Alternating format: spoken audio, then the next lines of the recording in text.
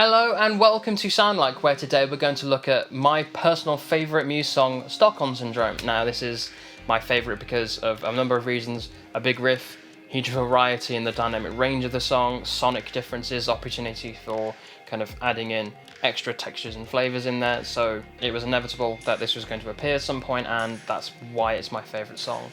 As always, we're going to look at the song. I'm going to show you the song from start to finish, all the effects that I use for it. We're going to look at pedal cam, the preset I use in my looper switcher, all the pedals within there, the rough raw sound, what they sound like, and then how I use those and I approach the song with those effects. It's going to be real fun.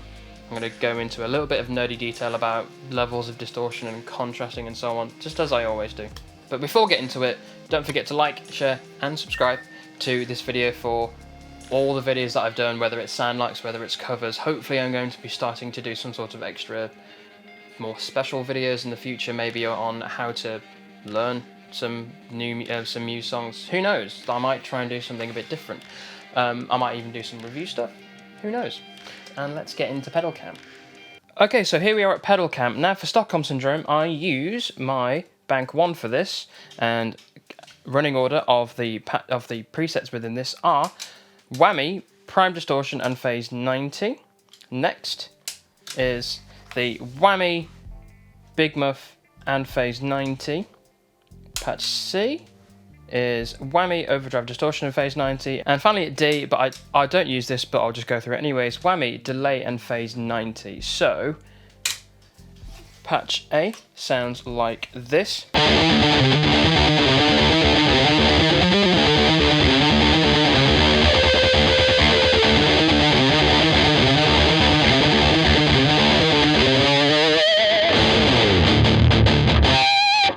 Great, big, powerful. All the prime distortion, which the distortion is all the way up. The tone is like 11 o'clock, but because we want the riff to really stand out for this, we can punch it up even more. Patch B for the big muff is just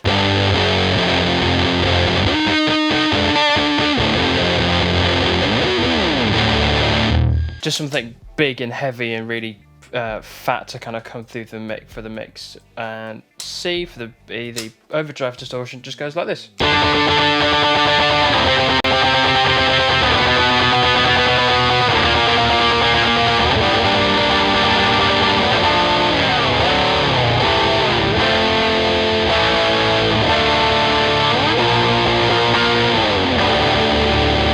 Pretty standard distortion sound for a chorus that I use. Because of the era it's in, it's leaning more towards the distortion, but it's still got a bit of the overdrive in there to kind of have that kind of mid kind of punch through better than a distortion would, by the way I see it. The kind of the drive itself is at 3 o'clock or around there, just to kind of help give it some extra grunt. It's not going too much. What does it sound like if we take it all the way up?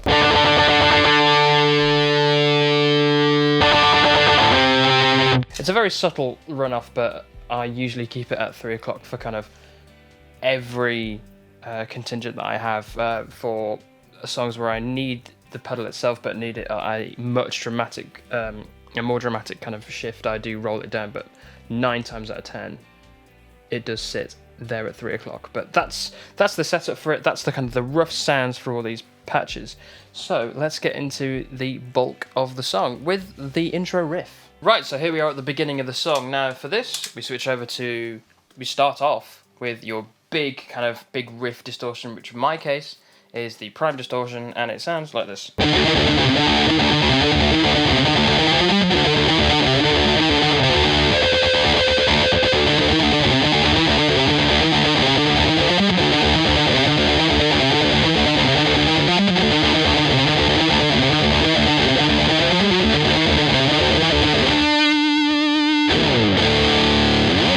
It's big, it's loud, it's exactly everything that you'd want for a kind of a huge riff like this.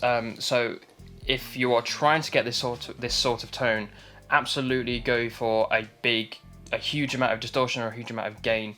Something that's got quite a good balance between kind of the low end grunt to kind of really get the kind of the power behind it, but then something in the high end to have those transients come through, to have that kind of the high frequencies really come through, to really shine through, so it's not a dull tone. So if we take all the tone out of this pedal and then play that, it sounds dramatically different.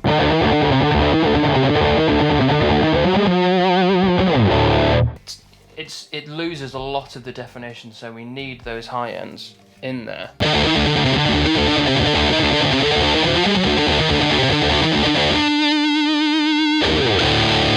To help really pick out the quick note changes. That would be my suggestion to you if you're trying to learn this song. So for the riff, if every time it appears in the song throughout the whole thing, and the solo ahead, which we will get to, use your big distortion tone for this, and it's pretty straightforward. And then that's that, and then we just go on to the verse, simple as. So let's do that. And so time for the verse, so we come straight out of the riff right into it.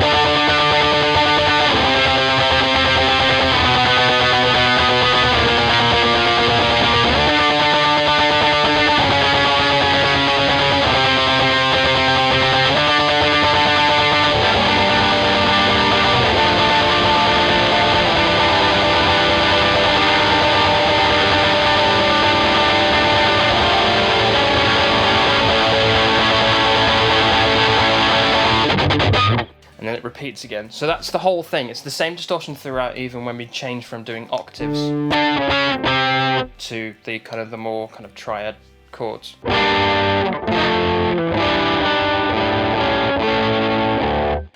I'm not entirely sure if that's 100% what Matt is playing, but the chords are right, so they do fit within the song themselves, within the song itself.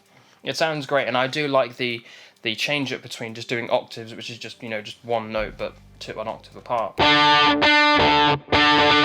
to doing chords. It really does kind of start filling that out, and then matching that up or coupling that up with the change in how the drums are playing both in this verse and then the next verse, after the first chorus.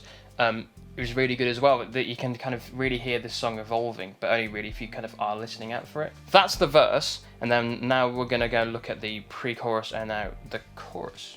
Now we're at the the pre-chorus and the chorus section. So for the pre-chorus itself, just the descending bar chords, I switch over to my big muff for this sort of sound.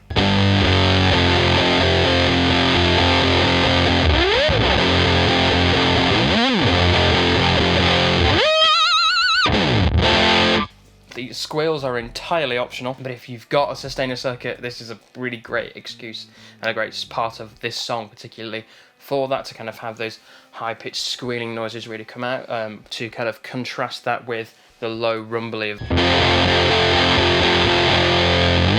That would be my suggestion for this. So this section goes on with the big muff right until the chorus actually starts, whereupon I switch back over to my overdrive distortion. Now sometimes I don't like to use one distortion sound for two different parts of a song, so a verse and a chorus for the same distortion.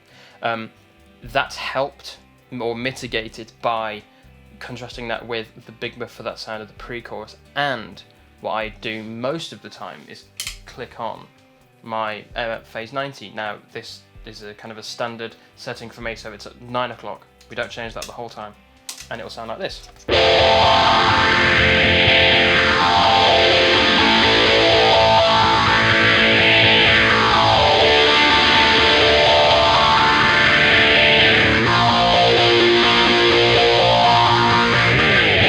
Just a really nice sweeping sound. It does kind of help to add something else, a new dimension to the distortion setting that we had for the verse. So if you are thinking of trying to really lock in a good sound for Stockholm Syndrome, you can use the same distortion setting and break my rule of using the same distortion setting for a different section by adding in this modulation. It's entirely up to you. Modulation is a purely textural thing. There are some songs that out there in the world, not just Muse, that do require a good amount of modulation to kind of really capture the character of that song and that particular guitar part. Like for instance, like some Van Halen stuff, for example. That's a really big one. Maybe a few Rage Against the Machine or Tom Morello stuff, so like the intro for Killing in the Name.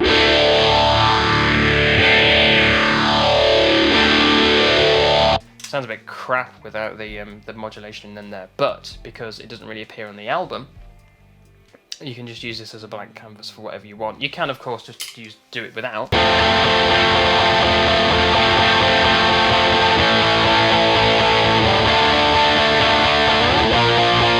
It's entirely up to you if you want to use some modulation. Just to add some character, add some flair, add some extra kind of creativeness in there. This is just what I use.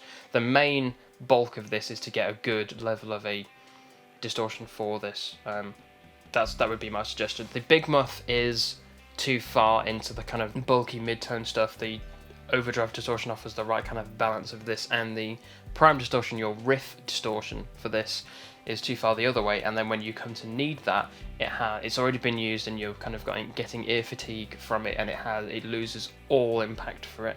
So you need to rarefy those sorts of effects, and having a kind of a mid-level distortion that's not really doing anything crazy with it. Like for a lot of songs, this is just providing a rhythm. It's not trying to do anything to kind of go crazy and get out there. You can rely on using the same distortion because it's just there for a rhythm purpose. So we come out of the main part of the chorus.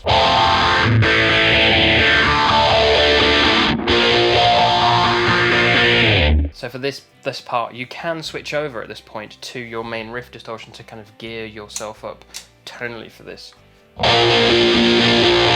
To offer a real shift from what's been going on in the chorus previously. The shift in the higher frequencies just really come through, because this has got quite a nice amount of low end as well. It does offer that kind of like grunty kind of bulkiness. In terms of modulation, if you're using it, it's entirely optional to keep it in at this point or to take it out. Now for this chorus, by this point I do take out the modulation and go over to the prime distortion, so we just have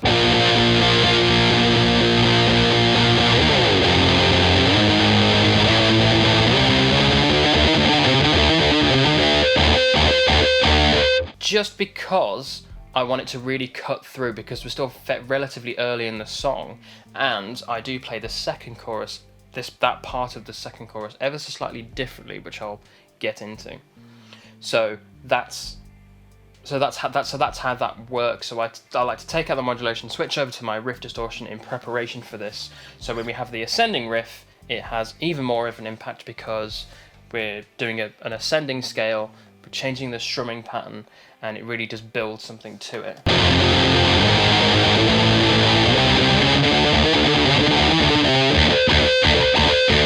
And then we just go into another verse. This is exactly the same as before. You can add some extra flair towards the end of it when we've had the...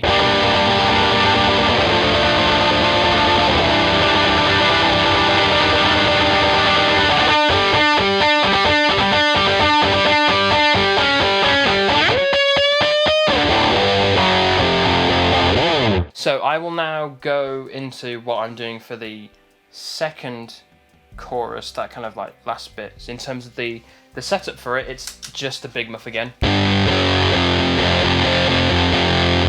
And then the main run through of the chorus is exactly the same as before. And then for getting ready for the riff again, I do switch over to the prime distortion, but I keep in the phase 90. Now the phase 90 stays in for almost the rest of the majority of the song. So we have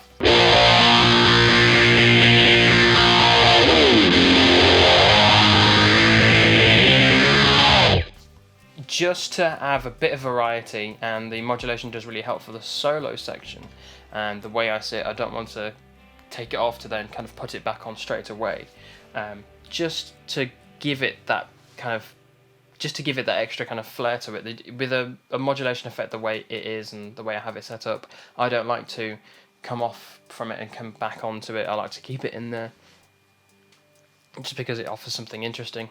So that's that. So those are the subtle differences between the first and the second chorus. That's just how I do it. It's a suggestion for you. If you want to stick with one way of doing it throughout, it's entirely up to you. But with a song like this and the variety that's going on with it, with a big iconic riff like this, and then just a solid, reliable kind of rhythm section for the verse and the chorus, adding in some variety in there and changing the way you're playing for some of these is really key. That's just a suggestion. So let's go in to the riff for the solo. bit. So now let's do that big riff. So we come out of that second chorus, normal.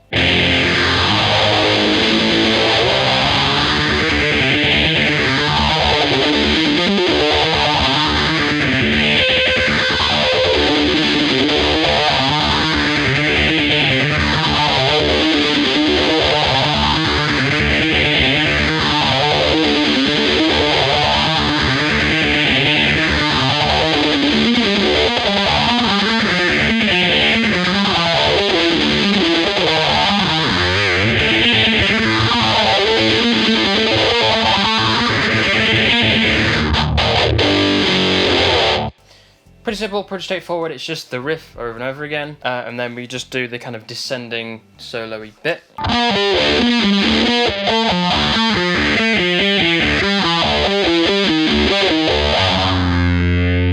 But with kind of the more of the tremolo picking.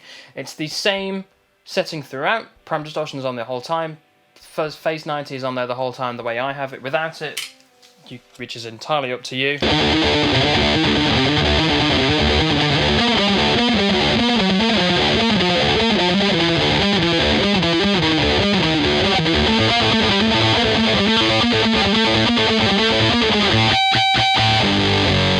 It just adds a bit of flair, the phase 90 does, or the modulation. So I prefer to have it in. So that's it for that kind of section of the song. You want your riff distortion in there. Just keep the power going. It's pretty important to kind of for the overall kind of feel of the song. And then we go into the next chorus. Then there's options for the kind of pre-chorusy bit. Just the you can stay on your big distortion because you're only in there for like the very, very brief bit. You just do the I do for this just go straight over to the overdrive distortion for the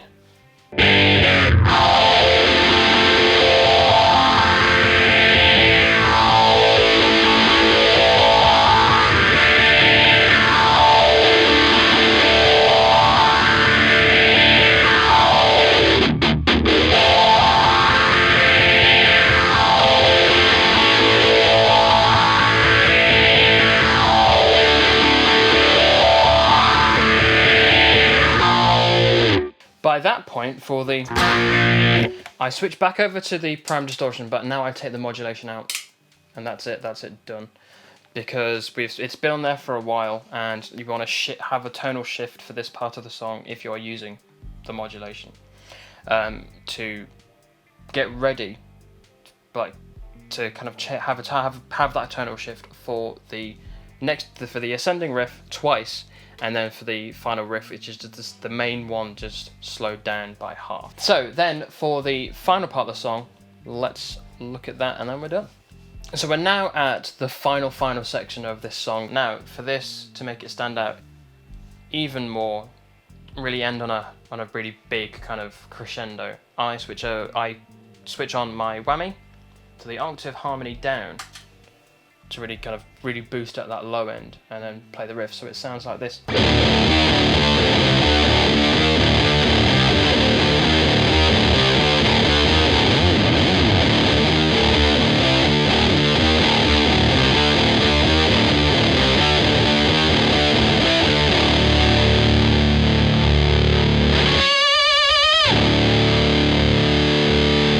That's one way of doing it. Certainly, it's really fun to really click it on because you get that really kind of low end grunt, and you can really pull some faces with it. Without the whammy, it's just as good.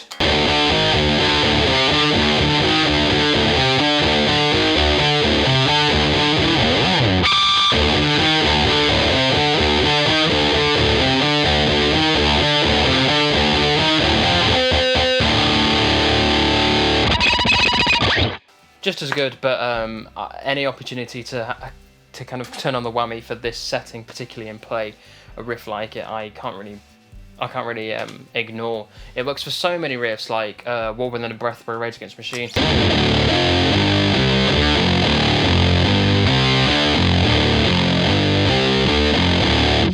It even works really well for Psycho.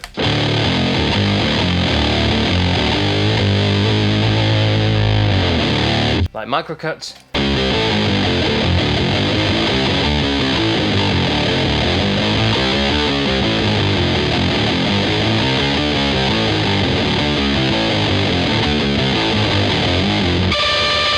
Maybe not newborn.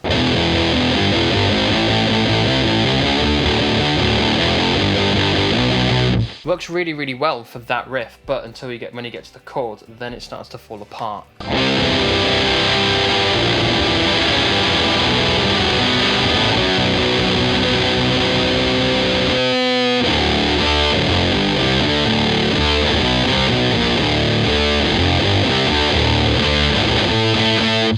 Great if hyper music only didn't have the chords. But massive tangent for that, but that's my way of playing the final section for Stockholm Syndrome. It kind of really does open it up, that possibility for the whammy, because it's playing at half speed. It's got a lot more of a kind of a groove to it. Groovy stuff for me is kind of slower, more kind of relaxed stuff, where there's a lot more scope for kind of changing things up sonically. To have a dramatic shift in the kind of the pacing of that riff was a stroke of genius for me, the way I see it, because I'm a really big fan of dynamic range, if it isn't obvious just yet.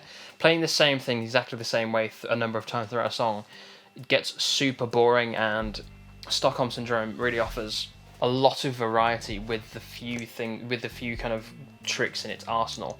And then you can increase that even more by adding the modulation for the choruses and so on, and the riff. Any kind of slight variation between there as well, so like, you know, the nut scratches.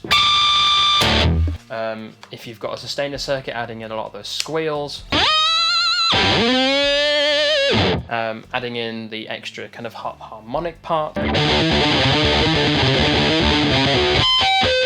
is really, really good as well. So Stockholm is a great platform for variety and so on, so I really do enjoy taking it away from how it sounds on the record, adding in some extra modulation bits and this whammy for the final section. That works really, really well for me. So that's part of the song, and now we've indeed done the entirety of the song. So let's debrief. Let's do an outro. So that was Stockholm Syndrome. I do hope you enjoyed that one. As always, as I said from the beginning, we went from start to finish through the song and how I take my effects and apply them, through how I perceive the song to be played and the differences in distortions and the dynamic ranges and changes, and that you might see the opportunities for playing around and improvising on top of the song where appropriate. But I hope you enjoyed that one. As always, do let me know down in the comments what you liked about the video. Also, do let me know down in the comments of other songs that you'd like me to feature on Sound Like. I'd love to do songs that you do enjoy listening to and would like to explore more into learning how to get a good sound for. But until then, don't forget to like, share and subscribe, and I'll catch you in the next video. Bye.